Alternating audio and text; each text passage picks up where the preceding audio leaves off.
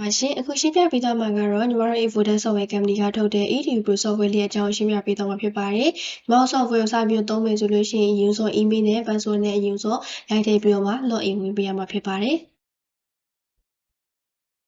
အရင်ဆုံးညီမတို့ဒီမှာမြင်တွေ့ရမှာကတော့ကိုကျောင်းရဲ့ logo လေးဖြစ်မယ်ပေါ့နော်ပြီးတော့ညီမတို့ကိုကျောင်းရဲ့ဒီနာမည်လေးတွေမြင်တွေ့ရမယ်ပြီးတော့ညီမတို့ဒီကိုတင်တဲ့ဒီ academic ရေးရိုက်ပညာသင်လေးညီမတို့ရွေးချယ်ပေးခဲ့လို့ရတယ်အရင်ဆုံး dashboard မှာဆိုလို့ရှိရင်ဒီကျောင်းသားဘယ်နှစ်ယောက်ရှိလဲဒီ teachers ဘယ်နှစ်ယောက်ရှိလဲပေါ့နော်ညီမတို့သူတို့ရဲ့ list တွေအကုန်လုံးညီမတို့ dashboard မှာလာပြီးတော့ကြည့်ခဲ့ပေးလို့ရတယ်ပြီးတော့ညီမတို့ class မှာဆိုလို့ရှိရင်ညီမတို့အရင်ဆုံး subject ပေါ့နော် subject ဆိုလို့ရှိရင်ညီမတို့ဒီကျောင်းသားတွေကိုသင်မဲ့ subject တွေကိုသူတို့ရဲ့ list တွေကိုလာပြီးကြည့်ခဲ့ပေးလို့ရတယ်သူတို့ subject အသစ်ထည့်မယ်ဆိုလို့ရှိရင်ညီမတို့ subject ကိုသွားလိုက်လို့ရတယ် class list မှာဆိုလို့ရှိရင်ညီမတို့ဒီကျောင်းသားပေါ့နော်ဒီ grade 5လား grade 6လားညီမတို့ဒီ class list လေးသတ်မှတ်ပေးခဲ့လို့ရတယ် class အသစ်တစ်ခုဖန်တီးမယ်ဆိုညီမတို့ class ကိုသွားပြီးတော့မ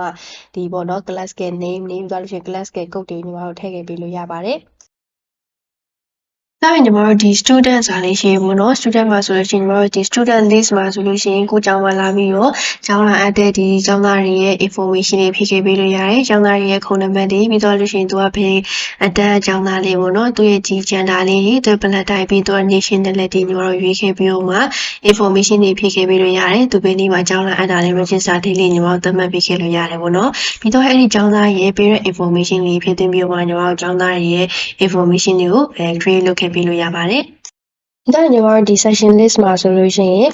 section list မှာဆိုလို့ရှိရင်အဲကျောင်းသားက section A လား section B လား section C လားအဲ့လိုညီမတို့ဒီ section လေးတွေခွဲချင်တယ်ဆိုလို့ရှိရင်ဒီမှာလာပြီးတော့ထည့်ခဲ့ပေးလို့ရတယ်ပေါ့နော်ညီမတို့ဒီ section ရဲ့နာမည်လေးညီမတို့ class လေးတွေရွေးခဲ့ပြီးတော့မှ section အသစ်တစ်ခုကိုဖန်တီးပေးလို့ရတယ် BMI tracking မှာဆိုလို့ရှိရင်ကျောင်းသားတွေရဲ့ BMI record တွေညီမတို့လာပြီးတော့ထည့်ခဲ့ပေးလို့ရတယ် attendance ပေါ့နော် attendance မှာဆိုလို့ရှိရင်ညီမတို့ attendance list ဒီမှာဒီဘယ် class က grade 5ကအတန်းကညီမတို့ attendance ကောက်မယ်ဆိုလို့ရှိရင်အဲ့ရ grade 5ကိုရွေးပြီးတော့မှ attendance ယူပေးလို့ရတယ်အဲ့ဒီ grade 5မှာညီမတို့ section ဘယ်လောက်ကို attendance ကောက်မှာလဲ attendance ကောက်မယ်ဆိုလို့ရှိရင် section ကိုက section A ကကျောင်းသား attendance ကောက်မယ်ဆိုလို့ရှိရင်အဲ့ကျောင်းသား section A ကိုရွေးပြီးသွားလို့ရှိရင်အဲ့ကျောင်းသားကညီမတို့ present လား absent လားဒါမှမဟုတ် late ဖြစ်တာလားညီမတို့အချိန်နဲ့တော့ပေါ့နော်ညီမတို့ရွေးခဲ့ပြီးတော့မှ attendance ကောက်ပေးခဲ့လို့ရတယ်ပြီးတော့ညီမတို့ဒီ position ကကြောင့်ညီမတို့ဒီ teacher တွေရဲ့ position ကိုသတ်မှတ်ပေးခဲ့တာဒါမှမဟုတ်ဝန်ထမ်းတွေရဲ့ position တွေညီမတို့သတ်မှတ်ပေးခြင်းတဲ့အချိန်မျိုးမှာဆိုလို့ရှိရင်ညီမတို့ဒီမှာလာပြီးသတ်မှတ်ပေးခဲ့လို့ရတယ်ပေါ့နော်teacher list မှာဆိုလို့ရှိရင်ကိုကျောင်းမှာရှိတဲ့ teacher တွေရဲ့ information တွေညီမတို့လာပြီးထည့်ခဲ့ပေးလို့ရတယ်အဲ့ new teacher တွေတစ်စင်ပေါ့နော်ညီမတို့ teacher တွေ information သူရဲ့ phone number တွေသူကဖဲ position ကိုကင်တာလဲဘာလို့ရှင်သူကပေါ့နော်ဘယ်နေ့ချိန်မှာစပြီးတော့အလုပ်စဝင်တာလဲသူရဲ့ blood type တွေသူရဲ့ information တွေညီမတို့ထည့်ခဲ့ပေးလို့ရတယ်ပြီးတော့လို့ရှိရင်ညီမတို့ class assignment class assignment မှာဆိုလို့ရှိရင်ဒီမှာဆိုလို့ရှိရင် NU assignment ပေါ့ဒါပါဒီညီမတို့ကဒီမှာဆိုလို့ရှိရင်ဒီ document တနာဝင်ဆိုညီမတို့ teacher တယောက်ကိုရွေးလိုက်တယ်ရွေးလိုက်ပြီးတော့မှသူကဖေ class ကိုကင်ပါလဲ grade 5ကိုကင်ပါလား grade 6ကိုကင်ပါလားသူကင်မဲ့အတန်းလေးညီမတို့ရွေးခဲ့ပြီးတော့မှသူ assign ချပေးခဲ့လို့ရတယ်ပေါ့နော်အဲ့ဒါကြောင့်ညီမတို့ဒီ teacher ရဲ့ information တွေကျောင်းသား information ညီမတို့ဖြည့်တာပေါ့နော်ပြီးတော့ညီမတို့မှာဒီ POS ပိုင်းလည်းပါတယ် POS ပိုင်းမှာ story ထည့်တဲ့အခါမှာညီမတို့ဒီ category တွေညီမတို့ product name တွေထည့်ခဲ့ပြီးတော့မှ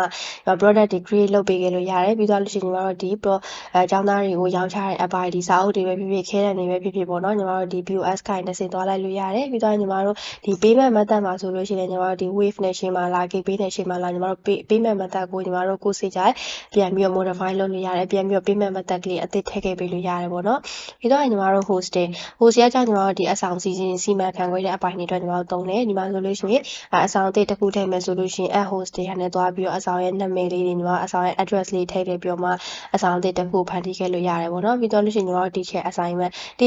မှာဆိုလို့ရှိရင်ညီမတို့ဒီမှာဆိုရှင် assign teacher ကိုသွားမယ် assign teacher ကိုသွားပြီးတော့မှဘယ်အဆောင်မှာဘယ် teacher ကိုတော့ညီမတို့ assign ချမယ်ဆိုပြီးတော့ညီမတို့အဲ့လိုမျိုးသတ်မှတ်ပေးခဲ့လို့ရတယ်ပြီးတော့အဲ့အဆောင်မှာဘယ်အခန်းနံပါတ်မှာအဲ့ဆရာမကိုညီမတို့ထည့်ပါလေပေါ့နော် assign လုပ်ပါလေဆိုတော့ညီမတို့ရွေးခဲ့ပေးလို့ရတယ်ပြီးတော့ညီမတို့ furniture မှာဆိုလို့ရှိရင်အဲ့ဒီအဆောင်မှာညီမတို့ကဆရာမတွေအတွက်ပေါ့နော်ညီမတို့ဒီ bed အနေနဲ့ပေးပါလား table ပေးပါလား chair ပေးပါလားကိုရွေးချင်တဲ့အဲ့အခန်းမှာထားမယ့် furniture လေးဆိုလို့ရှိရင်ညီမတို့လာပြီးသတ်မှတ်ပေးခဲ့လို့ရတယ်ပေါ့နော်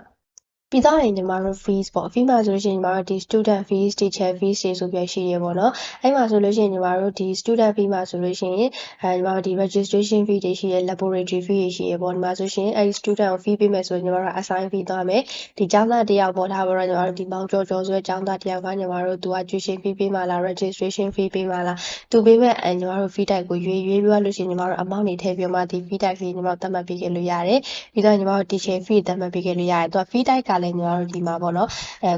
ကိုကျောင်းမှာရှိတယ်ပေါ့နော် free time မျိုးစားလေးတွေညီမတို့ဒီမှာလာပြီးတော့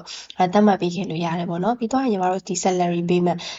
payment မှာဆိုလို့ရှိရင်ညီမတို့ salary ပေးတော့မယ်ဆိုလို့ရှိရင် salary payment ကိုသွားမယ်အဲ့ဒီမှာဆိုလို့ရှိရင်ညီမတို့ဒီ receipt အတိုင်းဒီ salary ဘယ်သူ့ပေးမှာလဲ teacher ကိုပေးမယ်ပေါ့ teacher မှာဆိုလို့ရှိရင်ဘယ် teacher ကိုပေးမှာလဲဒီမှာဆိုရှင်ဒေါက်ခေတနာမျိုးပေးမယ်ဆိုညီမတို့ကရွေးမယ်ပြီးတော့ amount ဘယ်လောက်ပေးမှာလဲအဲ့လို salary payment ပိုင်းရစားပေါ့နော် payment method မှာဆိုလို့ရှိရင်ညီမတို့က KB ထည့်ထားပြတဲ့အတွက် KB နဲ့ပေးမယ်ဆိုလို့ရှိရင်ကိုပေးခြင်းနဲ့ payment method ကလေးရွေးခဲ့ပြီးတော့မှညီမတို့ salary payment ပိုင်းလေးလာပြီး management လုပ်ပေးလို့ရတယ်ပေါ့နော်ပြီးတော့ညီမတို့ expense မှာဆိုလို့ရှိရင်ကိုကြောင့်တစ်ခုလုံးရဲ့ပေါ့နော်ဒီအသုံးစည်းနေလာပြီးတော့တတ်မှတ်ပေးခဲ့လို့ရတယ်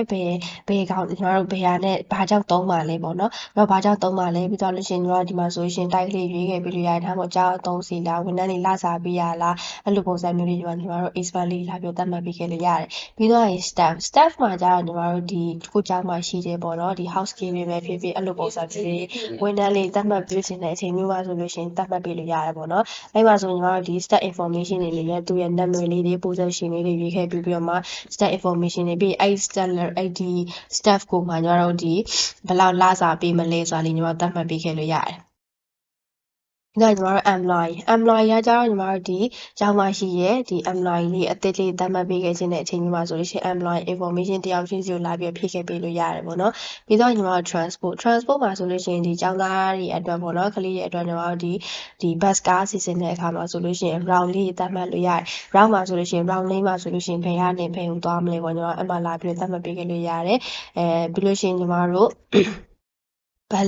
list မှာဆိုလို့ရှိရင်ဒီ bus ကားရဲ့နာမည်ပေါ့နော် bus ကားရဲ့နာမည်မှာအဲ့ bus ကားကိုဘယ်သူကမောင်းမှာလဲပုံစံမျိုးလေးညီမတို့ဒီ bus ကားမှာလာပြီးသတ်မှတ်ပေးခဲ့လို့ရတယ်ပြီးတော့ညီမတို့ဒီ uniform မှာဆိုလို့ရှိရင်လည်းကျောင်းသားတွေတယောက်ချင်းစီအတွက် uniform တွေအယောင်တွေသတ်မှတ်တာဖြစ်ဖြစ်သူတို့အတွက် uniform type မျိုးစားညီမတို့သတ်မှတ်ပေးခဲ့တာဖြစ်ဖြစ်ဒီ uniform မှာလာပြီးတော့ management လုပ်ပေးခဲ့လို့ရတယ်ပြီးတော့ advance ဆိုကြကျောင်းမှာရှိတဲ့ပွဲတော်ရဲ့တစ်ခုခုပေါ့အဲဆိုညီမတို့ဒီ advance ကိုသွားတယ်ဘယ်နေ့မှာတော့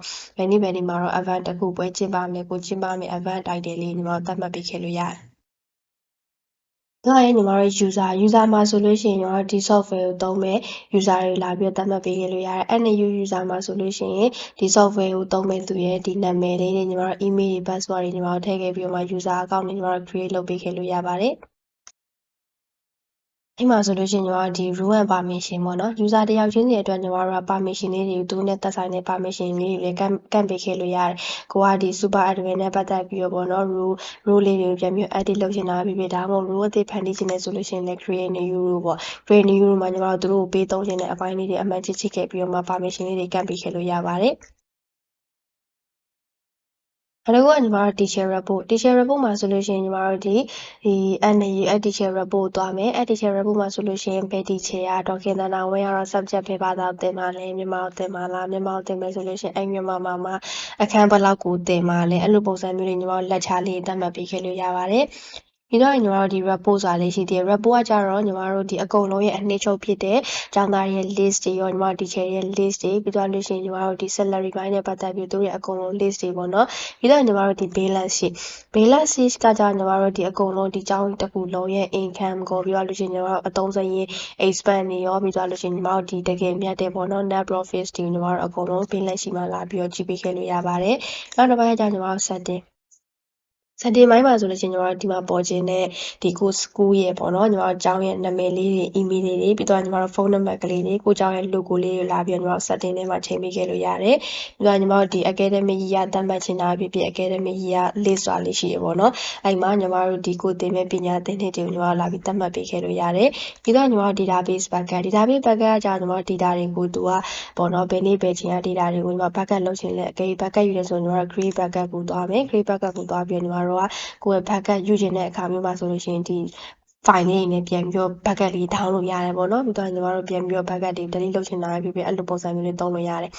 Okay အခုရှင်းပြပေးသွားတာပေါ့နော်ညီမတို့ဒီ EDU Pro software လေးရဲ့အကြောင်းလေးညီမတို့ရှင်းပြပေးသွားတာပေါ့နော်ညီမတို့ဒီ demo video လေးကိုကြည့်ပြီးတော့အသေးစိတ်သိချင်တာဖြစ်ဖြစ်ပေါ့နော်ညီမတို့အမှဖော်ပြပေးထားတဲ့ဒီညီမတို့ရုံးဖုန်းလေးတွေကိုအခုတို့ညီမတို့ဒီဆက်သွယ်ပြီးတော့ပေါ့နော်အသေးစိတ် detail လေးတွေဆက်သွယ်ပြီးတော့မေးမြန်းလို့ရပါတယ်ရှင်ဟုတ်ကဲ့ကျေးဇူးအများကြီးတင်ပါတယ်ရှင်